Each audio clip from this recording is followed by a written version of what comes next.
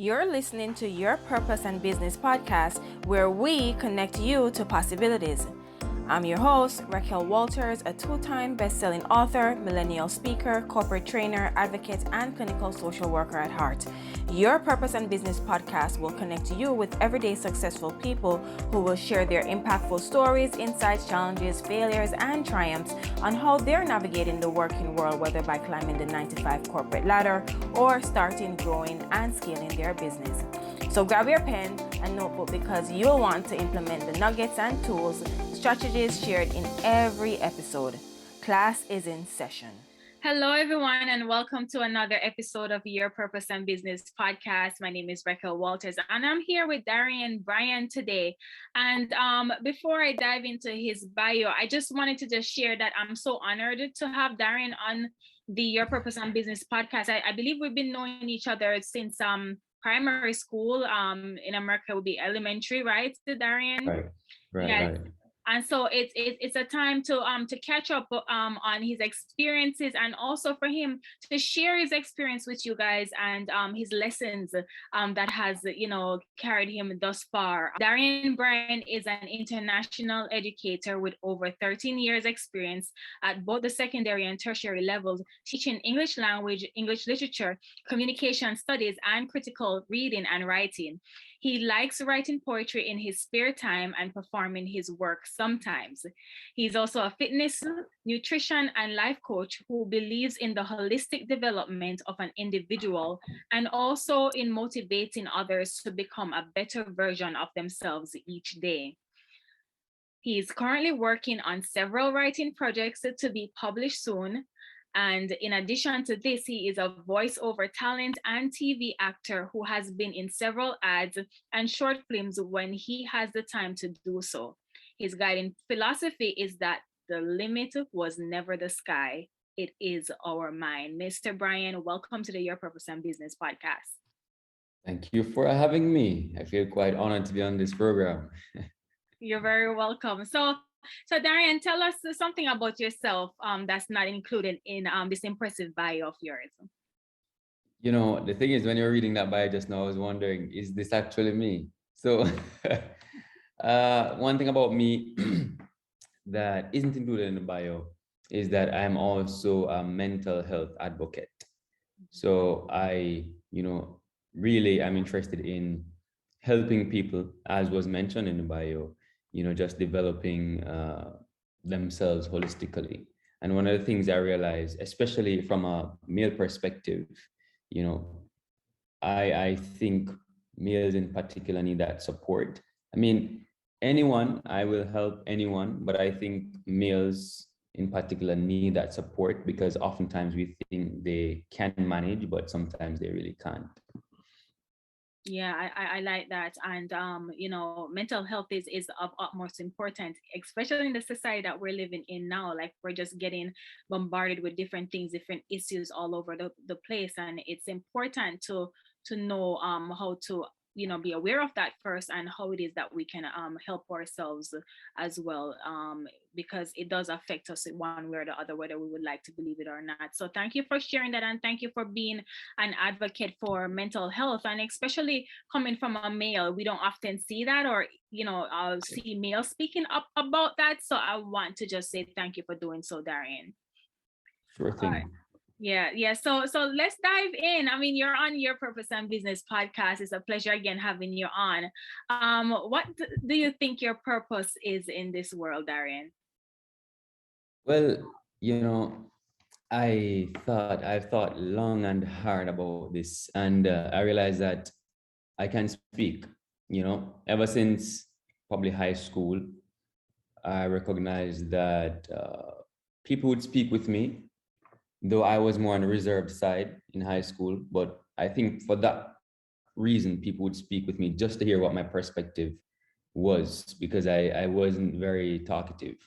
So I would have an opportunity to share what my perspective was. And so I think, based on all that and what I've seen over the years, just moving through high school, university, I recognize that talking to people actually helps me to reflect.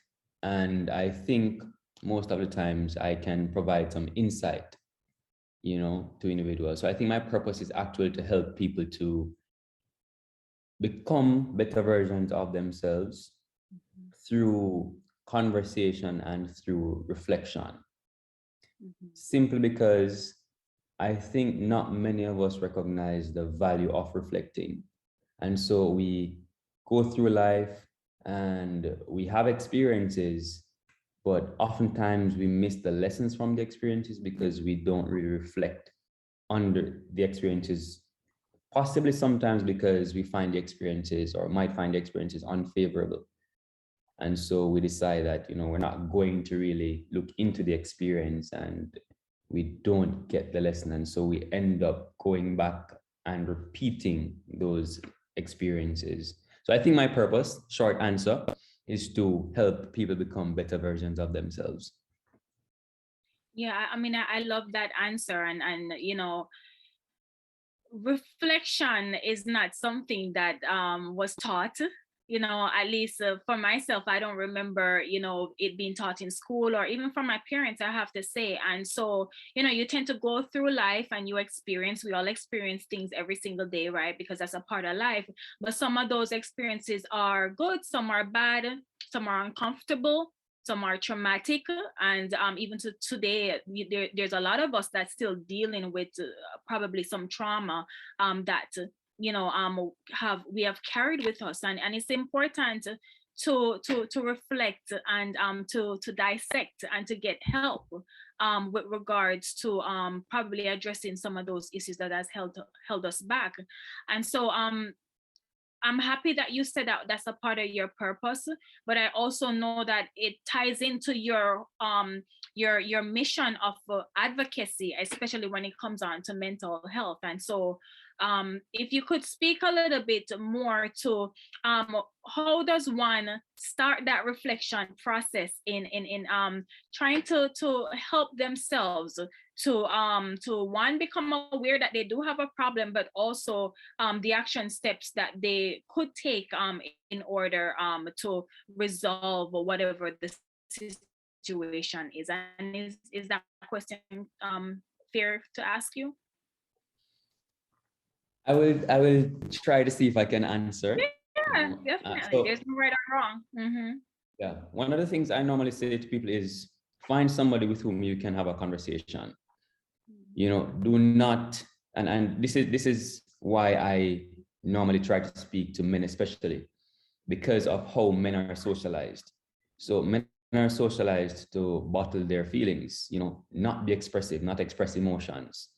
And so one of the many ways that we can actually start a reflection process is by speaking with someone, because sometimes we're living in our own heads.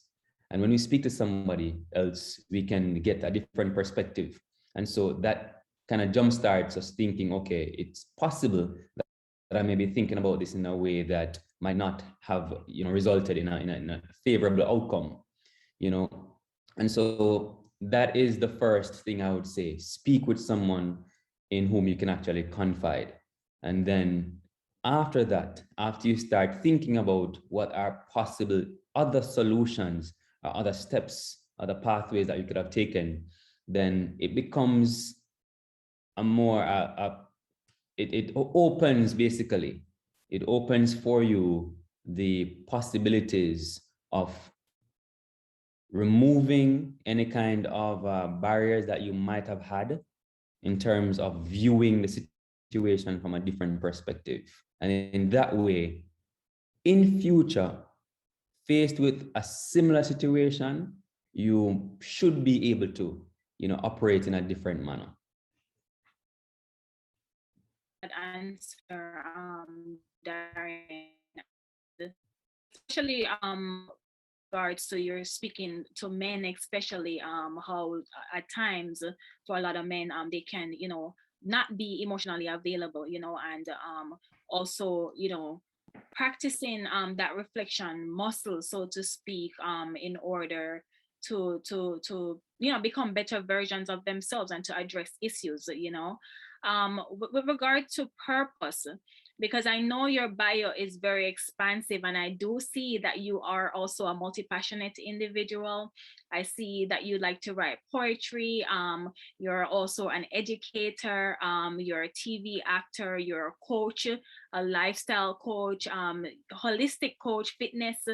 I mean, it just speaks to your overall, you know, who you are as a person, and a lot of times, especially in society now, millennials, I know you're a millennial as well, and our audience is typically millennials that listen to this podcast.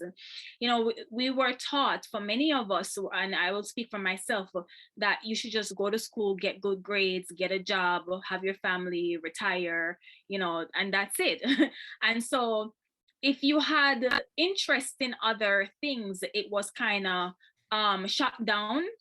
And so speak to the importance of expressing your multi passions, and I know that you do that so well. How easy or difficult was that, and when did you decide that it was time? This is really a two-part question.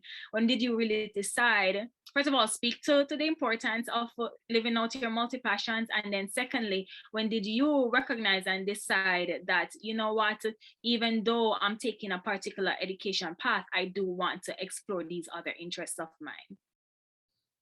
All right, so to answer the first part of the question, essentially, so I'm an educator. Yeah. And this is a conversation I've actually had recently with some of my students. The idea that you can only, or you should only choose one path, where I can recognize and understand the importance of streamlining. There's also something to be said about not limiting you as an individual, because as you mentioned earlier, we all have different capabilities outside of what our parents might want us to pursue. Because truth be told, I didn't want to become a teacher, but my parents are teachers, and so they pushed me in that direction. I mean, very grateful, because in line with my purpose, I now have an opportunity to mold young minds, as cliche as it is, and I'm able to create better versions of these students with whom I have the privilege of interacting. So essentially, I don't think that an individual should limit themselves to only one aspect of what they're capable of doing. You might need to do so within the education system because it is just how it is set. But at the same time, you have to recognize that you have other value within you that you need to share. And to basically, for the other part of the question, I recognize this during high school, I would say, because even during high school, I was involved in many things. That's the point at which you're basically trying to find yourself. So I was involved in quiz, I was involved in drama club, I was involved in chess and Scrabble, I was involved in spelling. I pretty much tried to find things that I could basically enjoy and also learn from, And from that point onwards, I know that I wasn't the person who was just going to stick to one thing, because I always had this thought that I can do several things. And so I don't think I should basically restrict myself into just doing one thing. Granted, I'm a teacher by profession, but I try my best to do other things, which I'm also developing these skills at the same time, especially within our economic situation where, to be honest, one stream of income, it really does make a difference if you can tap into other streams of income. Yeah, absolutely. Multiple income streams. We speak that language over here as well, Darrian.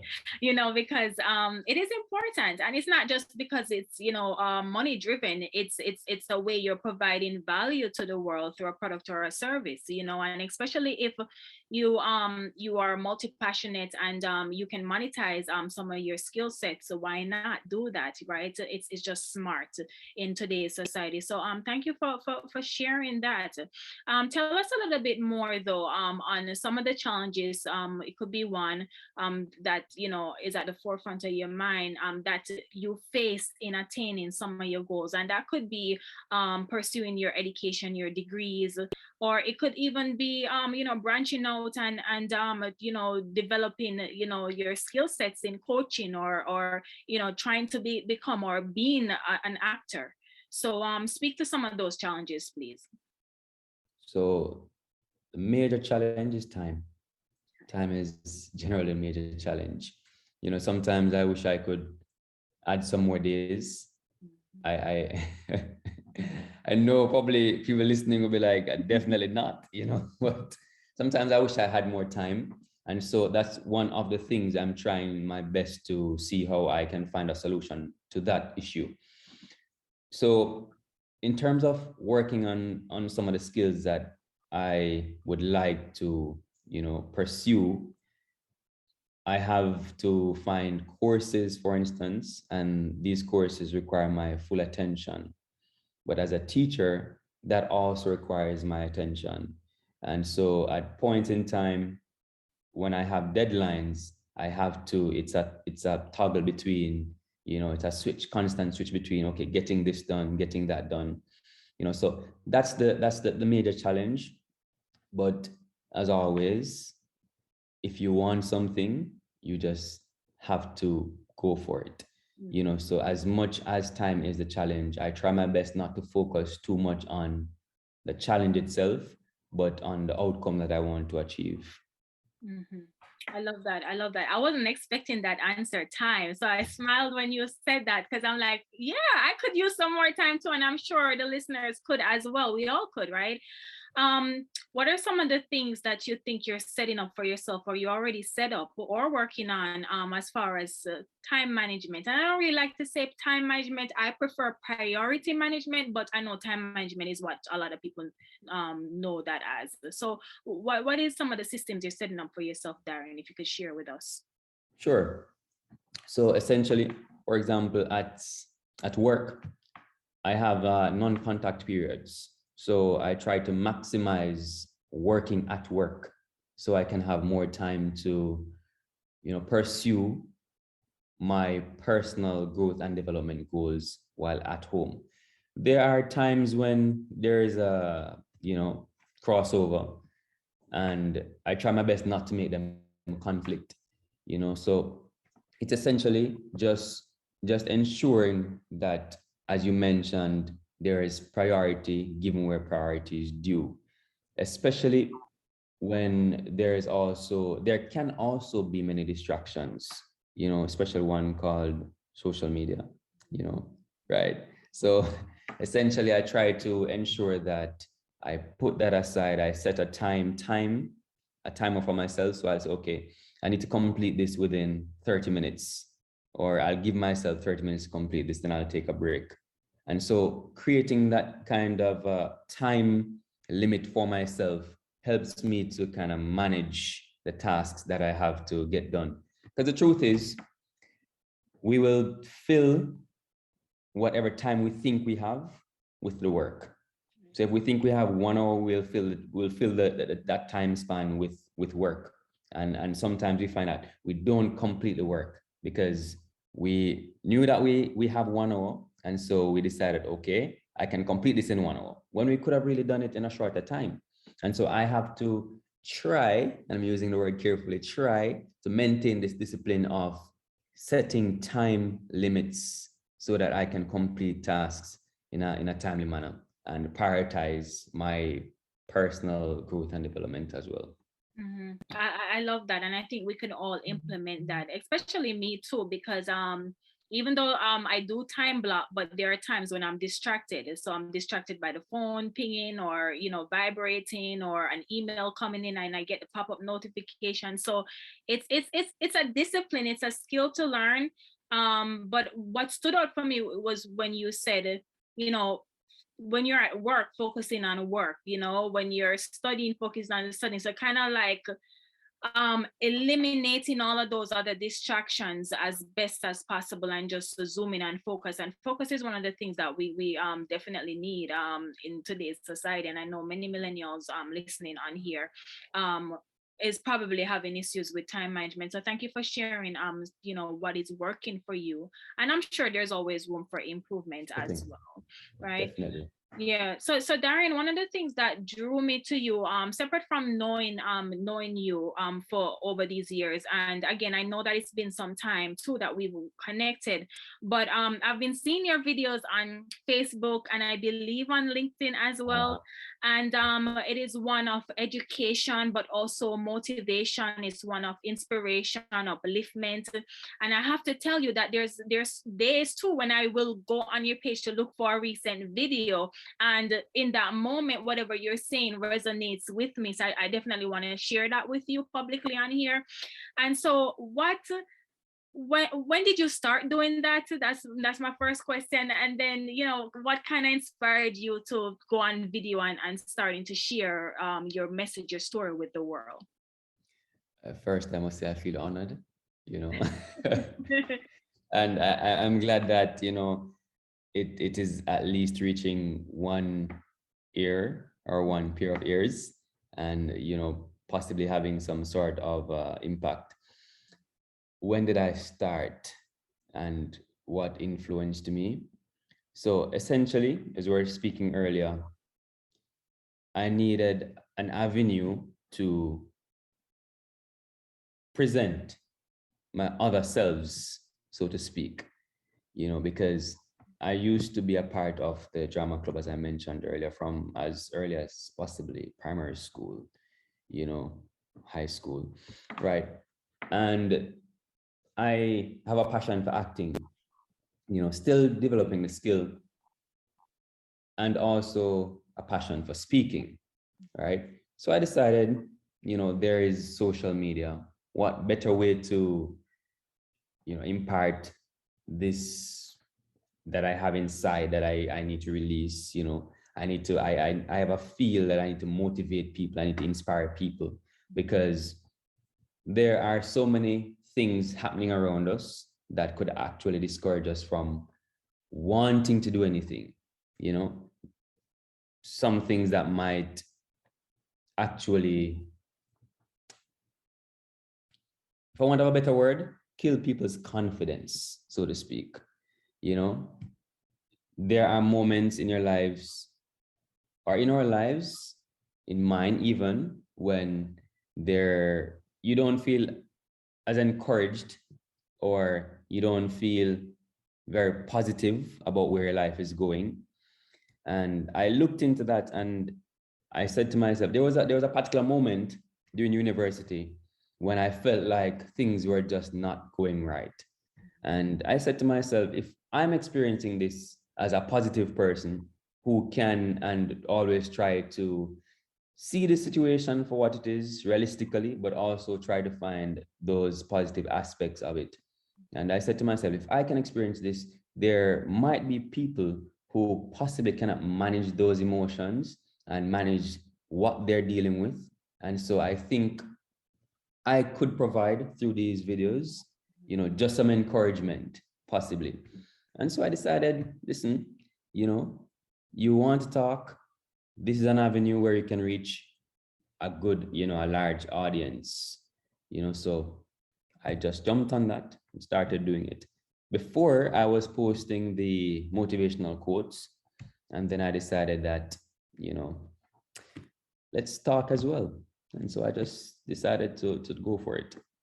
Yeah, you're doing a great job, and I'm sure that there's many people out there that is watching. And even I want you to know something too, Darren. Even when you think people are not watching it, even if you don't get a like or a comment, I assure you that you are, empowering others. You're giving them strength. You know what I mean? So I just want to say to continue to do so, because there's people that definitely need your message, you know what I mean?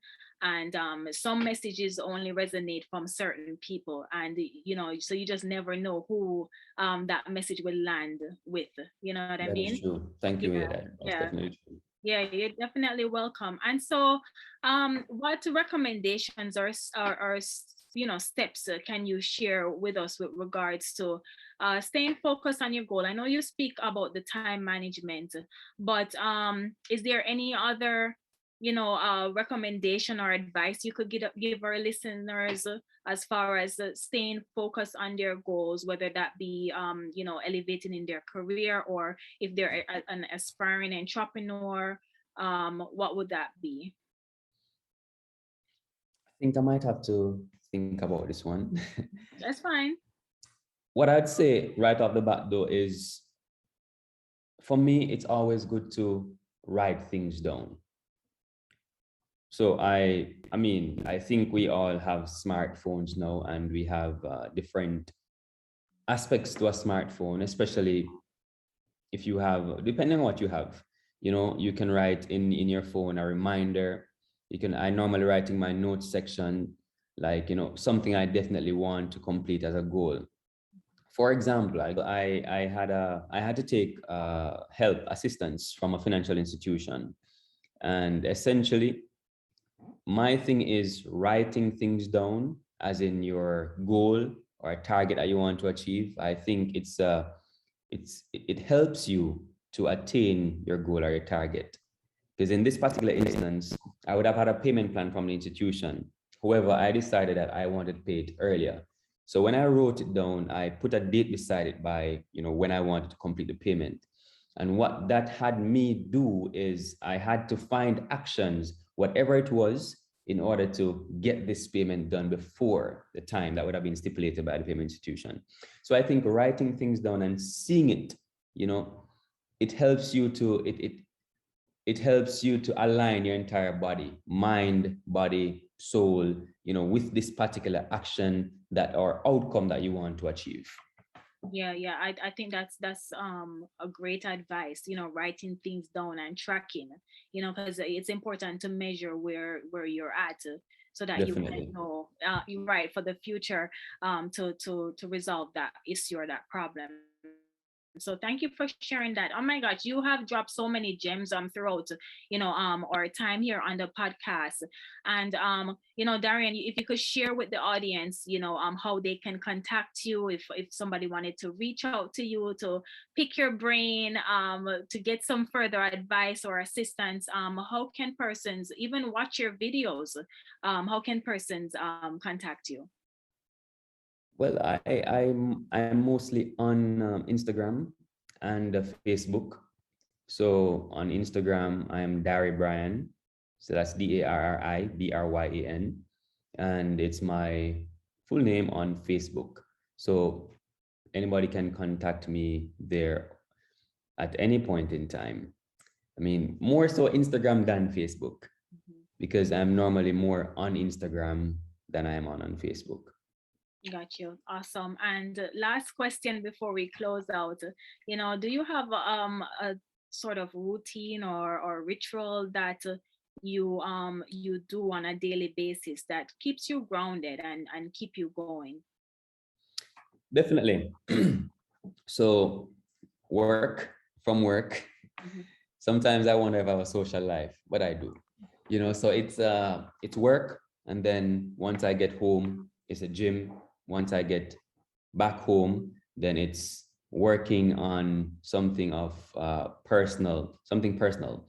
And sometimes, as mentioned, I might have things for work that I need to get done. And so I find some time to do that as well. So I find that that routine, you know, it keeps me on track. Some days are harder than others, but I mean, I find that once you get into a routine, it kind of helps to push you to maintain a routine, Mhm. you know, because I find that sometimes if I'm going to, like, if I don't follow the routine, there is this kind of guilt that I feel, you know. Sometimes though, the reality is that you can't keep the routine for whatever reason. Some things might just pop up that you have to deal with, you know. And so that's something you also have to recognize, that though you want to keep a routine, you have to be flexible enough to prioritize something that might pop up, you know, that might disrupt the routine. But the good thing is to have a routine.